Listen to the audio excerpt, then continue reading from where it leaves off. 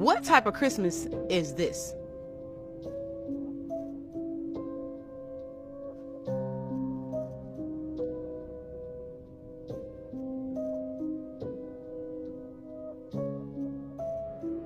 According to history.com, this type of Christmas is where the bad children encounter a demon named Krampus, who comes to either haunt, taunt, or drag children to hell if they're on the naughty list. I don't know. And there's so many questions about Christians celebrating Christmas and paganism and, the fight between Christmas, Halloween, all these things not being okay for Christians. But let me tell you something. When you see something like this, it makes you have questions. Please tell me what you think in the comments, and make sure you like, subscribe, and follow for more. Pav, God hates Christmas. Right in the middle, opening up them Christmas presents, man. Let me help y'all understand something. God don't care if it's because it's for the kids or it's the only time of the year that you can see your family. None of them excuses is flying for God. According to the Bible, celebrating Christmas is wrong. So I know the Bible is never broken down to black people, so let me help y'all out here. If I tell y'all that God said that he hate our feast days, you ask yourself a quick question. Why? Why God hated it? It's supposed to be filled with the holiday spirit, right? It's supposed to be love in the air, right? But what you're going to find out in this video right here, you're going to find out the holiday spirit that's been shown towards black people. Now, TikTok, before you get your panties in a bunch, please allow me to explain to my people what has happened to us on these holidays that's supposed to be love in the air. It's supposed to be nothing but love and hugs and kisses and the holiday spirit. That's what it's supposed to be filled with. But when you look at these images right here, what do you see? What do you see? Where's the holiday spirit in these pictures? Now, hold on. Now imagine that for a second.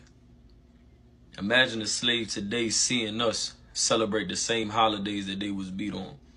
The same holidays that they was tortured on and sold on. Y'all don't know that New Year's Day was called Heartbreak Day. It was called Hiring Day. Do your research.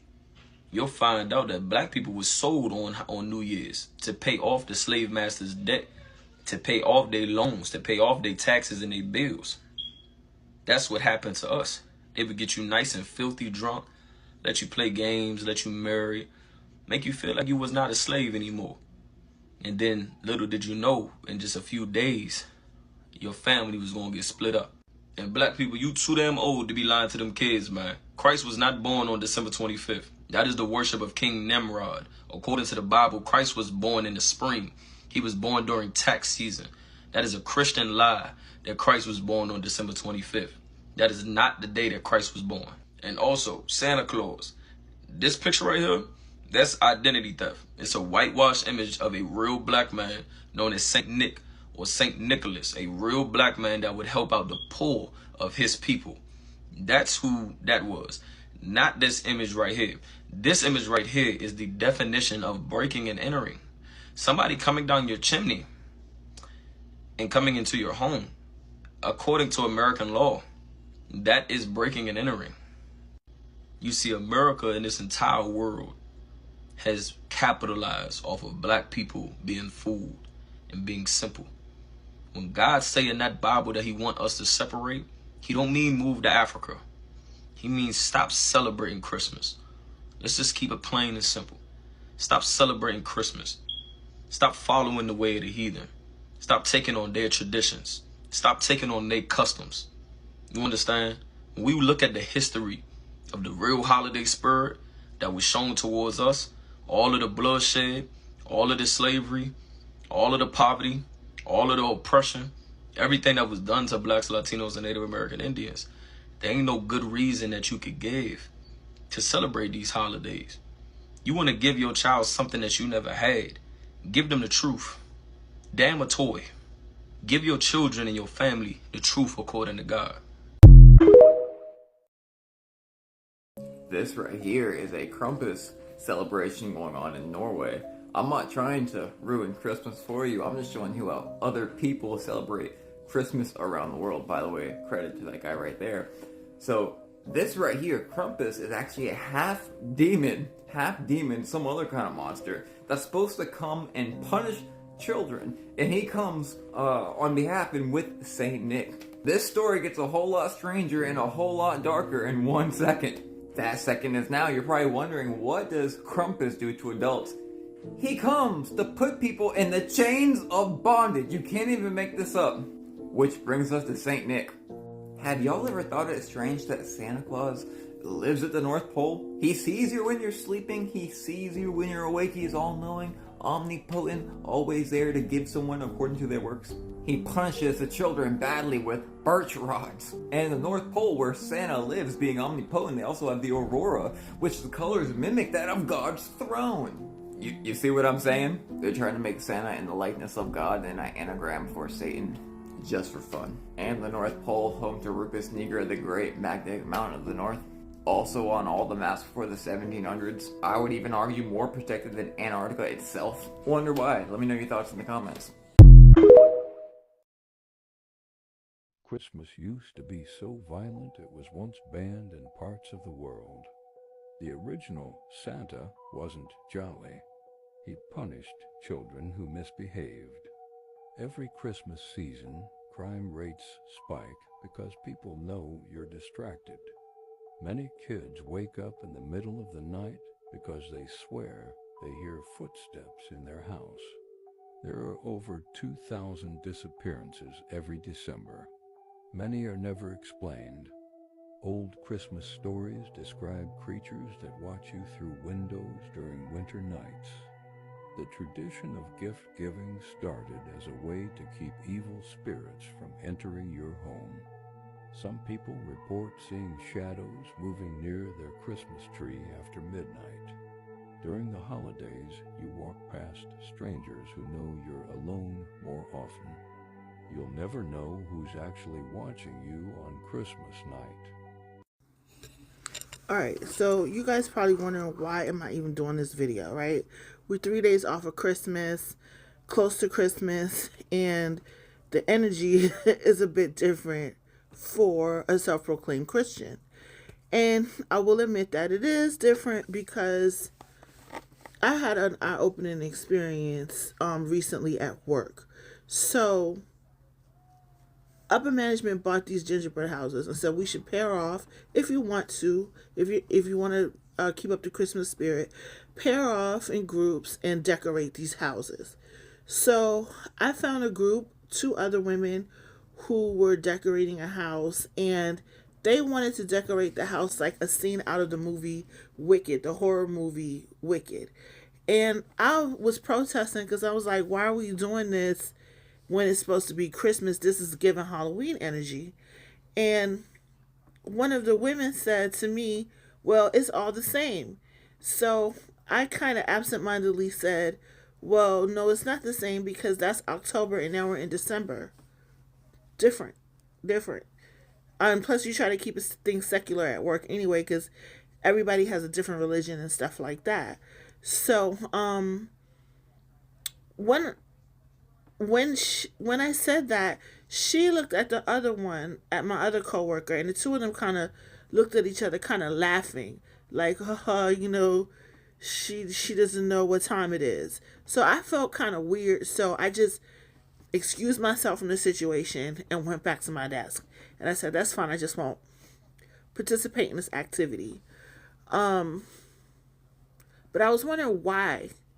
Why were they acting like that? Why did they think that?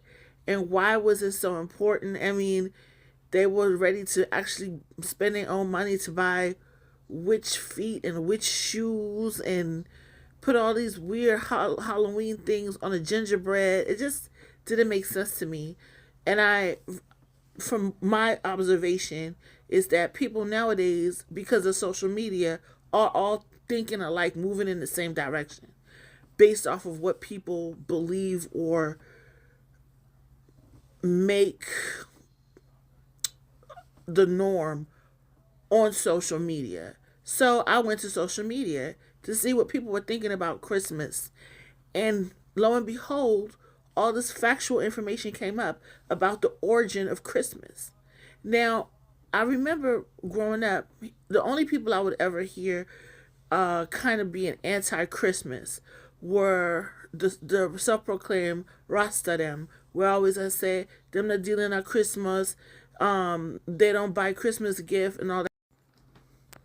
So all I got from that growing up was I'll never marry or date no Rasta because I want my gifts for Christmas and I want my Valentine's and stuff. I think they're crazy. So I never thought there was any validity behind any of that stuff. There's a lot of stuff they don't do and so on. Lots of rules. So anyway, I go and I'm pulling up this information about Christmas. And I'm seeing the origin being from a pagan celebration. I didn't memorize all of the details. Those are traditions and rituals and things like that. And for me, being a Christian is about spirituality. It's about embodying the Spirit of Christ as much as possible and living my life in a way that's pleasing to God so that I can hear Him, so that I can hear God, so that I can operate the way God wants me to operate without angering God. And that's a whole different thing from just following a set of rules. So when I realized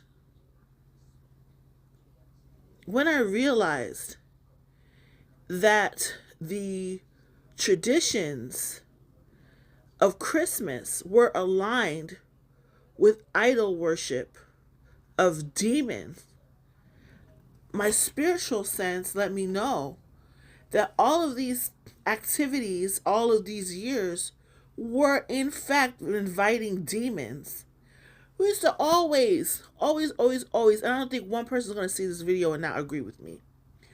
Just as we instinctually knew that once we get to November, there's going to be more car accidents, there's going to be more suicides, people are going to die.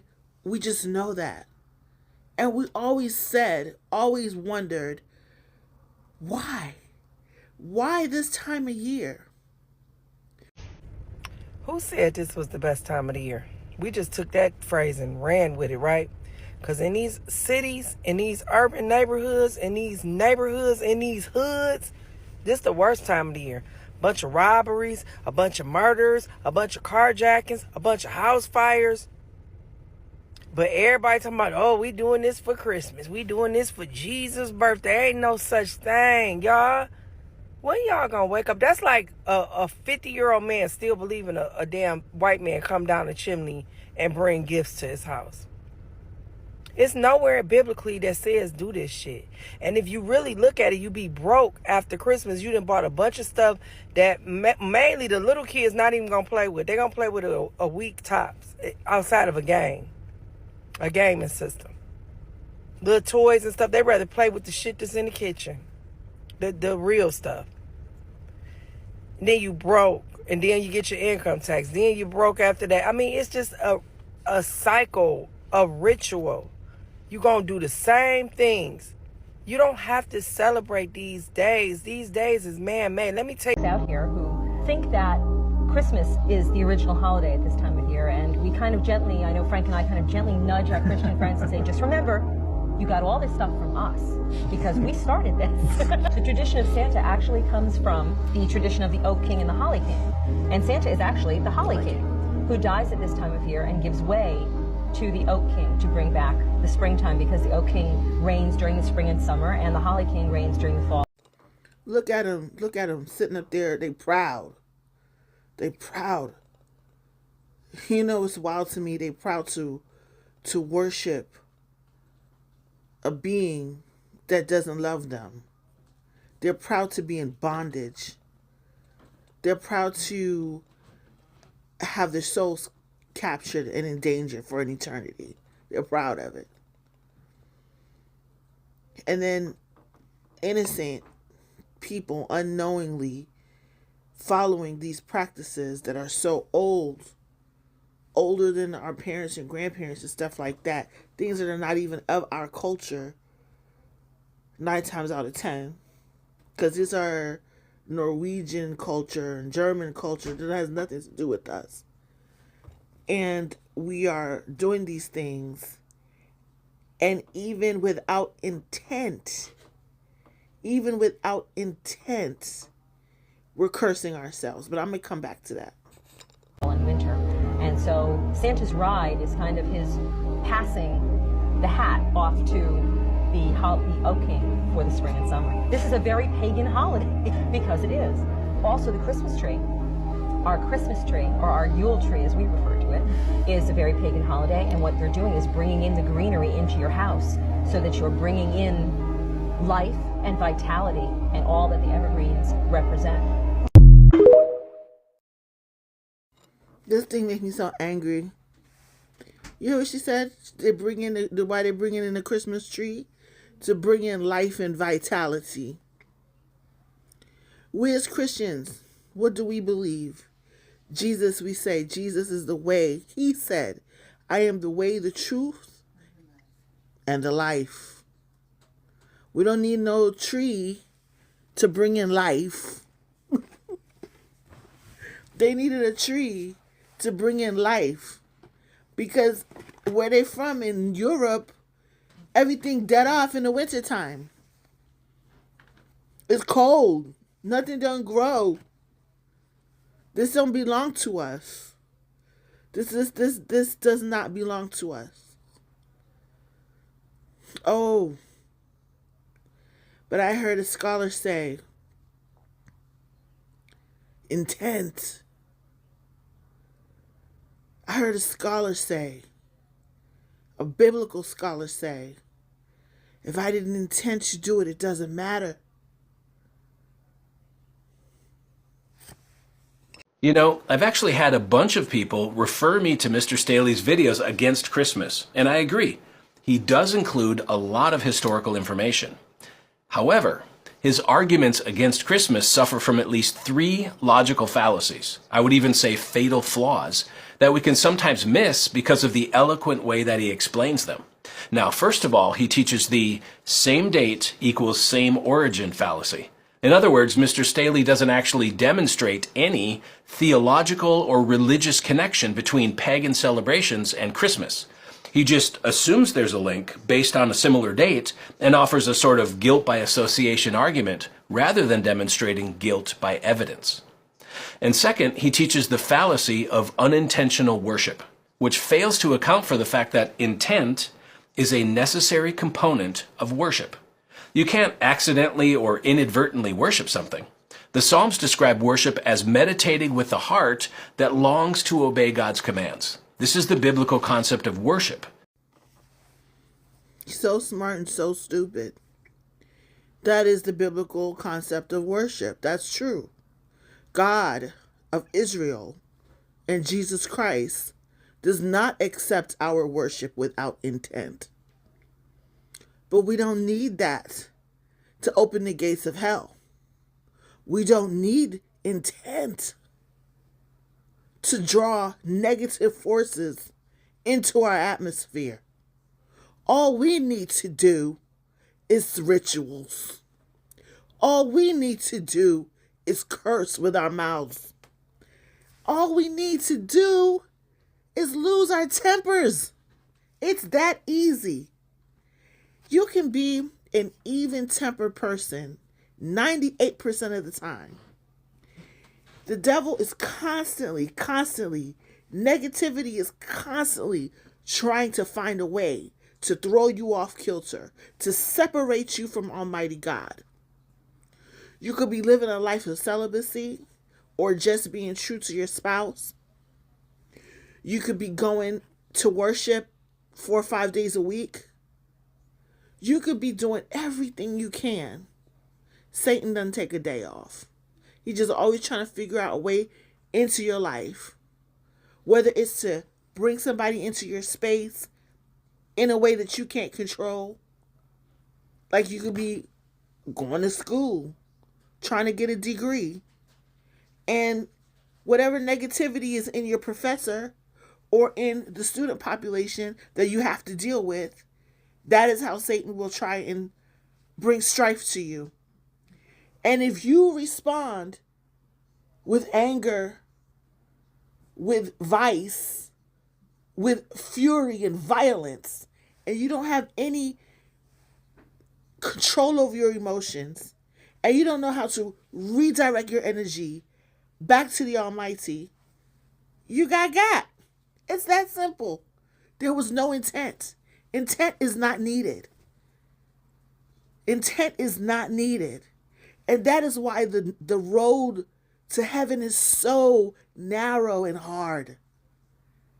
But I guess he didn't think about that. He was just thinking about what's needed to worship God. What's needed to worship the devil is a whole different thing. Christmas is a giant stumbling block that we have been warned about in the book of Revelation. Can I show you? Revelation 2, talking to the church of Pergamum. This is Yeshua speaking, red letters. But I have a few things against you, some of you who hold to the teaching of Balaam, who taught Balak to put a stumbling block before the sons of Israel. Do you know what that's about? Has your pastor ever told you? One would argue that this is the most famous Christmas tree in America. It's found in New York. New York. It's found in New York. So New York has this very famous Christmas tree, and underneath is a statue of some kind. Let's check it out. Is that Jesus? Let me look. Is that Jesus? Jesus? Let's call this statue definitely not Jesus. That's the statue's name, not Jesus. Notice that not Jesus is on a mountaintop. There's a mountain under there. He's on a mountaintop. He has fire, and he's also surrounded by the zodiac. We'll leave those details for later. But for now, just notice that not Jesus, who's under the big Christmas tree in New York, is on a mountain, okay? That's the detail we need for this video. So again, the tree, the icon, the tree, the image that you're going to put up in your home, people are putting up in their homes, and then not Jesus, the statue is underneath, okay? In order for us to know what the stumbling block is that Jesus is warning the church of Pergamum about, we have to go back to the Old Testament, to the story of Balaam and Balak. He's saying, just like Balaam and Balak put a stumbling block in front of the Israelites, you in the church of Pergamum are tripping over a stumbling block. Let's do a quick overview of Balaam and Balak. Balak was the king of Moab. The Israelites were coming through his territory, and he was really nervous about the Israelites being in his territory because they were powerful and blessed. And they were just heading through to go to the other land. They were going through to the land that Jehovah had promised them. They were just heading that direction. But Balak, the king of Moab, did not want the Israelites to come through. He was scared of them. And so he hired the prophet to the nations, Balaam. So Balaam was a prophet to the nations. He hired Balaam to curse the Israelites. So Balaam goes to God, and Balaam can hear God, even though he's a prophet to the nations. He can hear God, and he prays to God and says, Balak is hiring me to curse these people. Can I curse these people? And God's like, no, you can't curse these people. And Balaam pushed the issue, and he went to try to curse the people anyway. Then a donkey shows up. That's not the part of the story that I need to get into right now. So what happens after all of this? Balaam goes to curse the people, and he's not able to curse the people. When he speaks and he goes to speak curses, only blessings come out. Balaam worshipped a god, the god of Moab, which he worshipped on the top of Baal Peor, okay? So it was god of Peor, which is the mountain god. It was a type of mountain god. So we go and we put our hearts and minds to Mount Zion. This god was a different god that they were worshiping on the mountain or the high places. You see this theme throughout scripture. The people that are being led astray go to different high places to worship. Baal means Lord or Master, and Peor means opening, and this opening was on a mountain peak. That name of the mountain peak was called Peor, Baal Peor.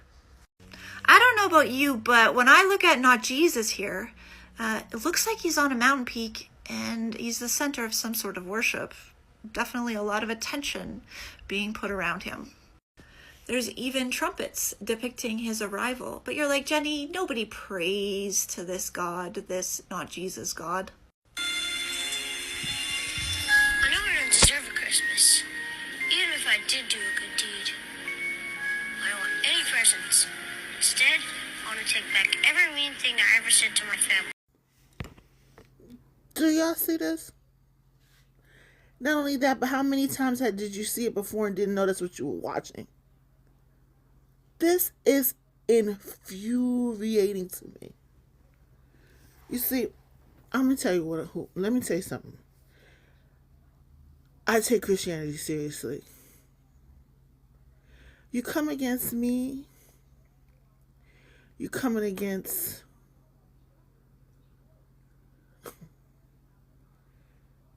the fury of God's angels. I am up midnight, 3 a.m., sometimes 2 a.m., 3 a.m., 5:30 a.m., 7 a.m. How do I even get through a work day? The Holy Spirit fills me up and gives me the energy because I'm up all night fighting these energies, fighting these demons. I do not play. I do not play. When I'm on this platform, I love Snapchat because I can use the filter and put on a lipstick and look like something. But most of the time, I am totally spiritually inclined. When I see this, and so bold, so defiant of God in our faces. And I think of how many times I've been down there, right there where this movie was shot.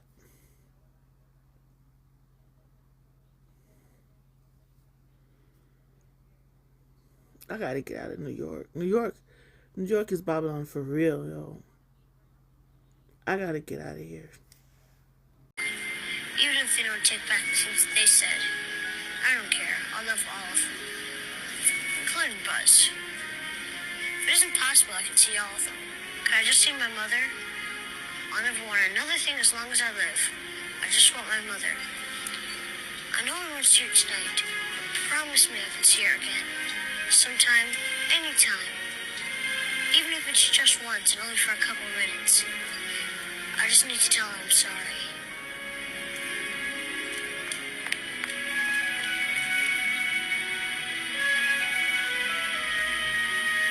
Kevin?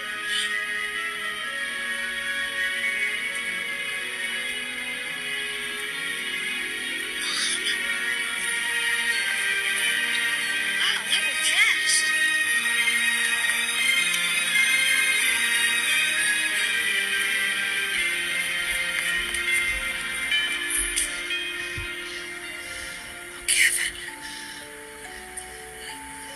Sorry. In that production from Holly, deck the halls with Hollywood, Kevin is praying to a tree with a statue of a man, not Jesus, on a mountaintop.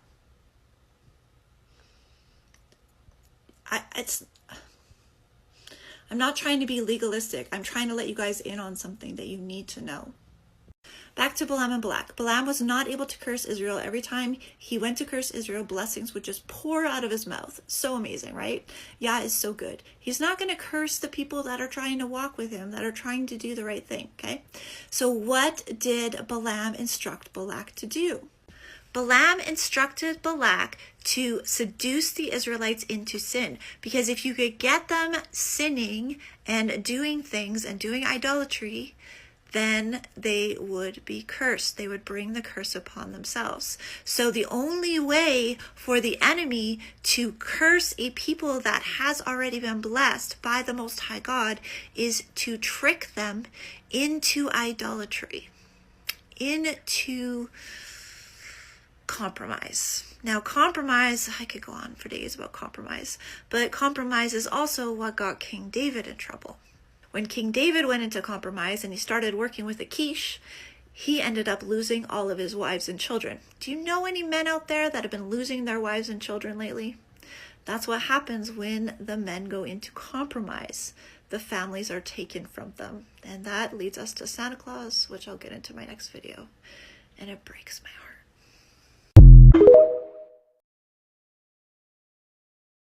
Christmas coming up, I know all y'all not gon' celebrate. Inviting a random man up in your house called Santa, no that's Satan. Leaving cookies out with stockings, giving it to the Christmas spirit. But do it for your ancestors, they say that's evil, that shit weird. Jesus born on the 25th, tell me where's that up in the Bible? That's a lie, they made that up to give more power to the idol. Originally the 25th was about the sun, not the sun. If you're a Christian, don't come at me, I'm just speaking facts for fun. See, on December 21st, the sun reaches its lowest point. That's why it's the shortest day of the year. Please come listen to my voice. Then on the 25th, the sun start rising, days start to get long. And that's why the government changed that fake ass time to try to solve it. The real time is from the sun, go ahead and make a sun clock. That's God's time and that's alignment, all this fake shit needs to stop. That's why you slaving on your job, that's why you can't live out your dream. Cause you ain't on the right time and you need to sit down, meditate, breathe. You not on a circadian rhythm, fam, you on a matrix rhythm. They got you running around like a rat, it's time to take your life back. Common sun announcing to you how to make a real clock, so you can sink back in with God and watch your health go through the top.